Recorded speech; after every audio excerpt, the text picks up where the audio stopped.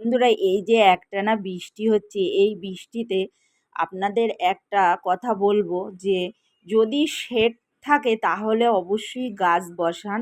উম, যদি আমাদের মানে এখানে ওয়েদারে যেরকম বৃষ্টি হচ্ছে, কলকাতাতে কিন্তু ভারী বৃষ্টি হচ্ছে যেহেতু কলকাতার আশেপাশেই। তো আমার এখানে এত পরিমাণ বৃষ্টি হচ্ছে আপনাদের কি কি বলবো। প্রায় আপনাদের সঙ্গেই শেয়ার করছি, কারণ আমি যেহেতু ভিডিও ছাড়ি আর আমাদের শেয়ার না করলে আপনারা বুঝতে পারবেন না। তো এই গাছগুলো বসিয়ে যা আমার অবস্থা হয়েছে দেখুন। তাই বলছি শেড থাকলে অবশ্যই শেডের নিচে রেখে অন্তত 15 দিন রাখুন, তারপরে বাইরে বার করুন। আর এখানে বেলের সাইজটা দেখুন, খুব সুন্দর বেল হয়েছে।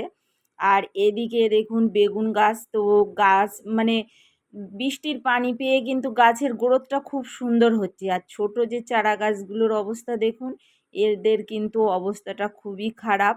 আর বৃষ্টি থামলেই কিন্তু ফাঙ্গিসাইড স্প্রে করতে হবে। আর গাছের গোড়ায়ও মাটি ধুয়ে গেছে, তবে বৃষ্টি থামার পরে আমরা কিন্তু যা করব, এই বৃষ্টিতে কিন্তু কিছুই করব না।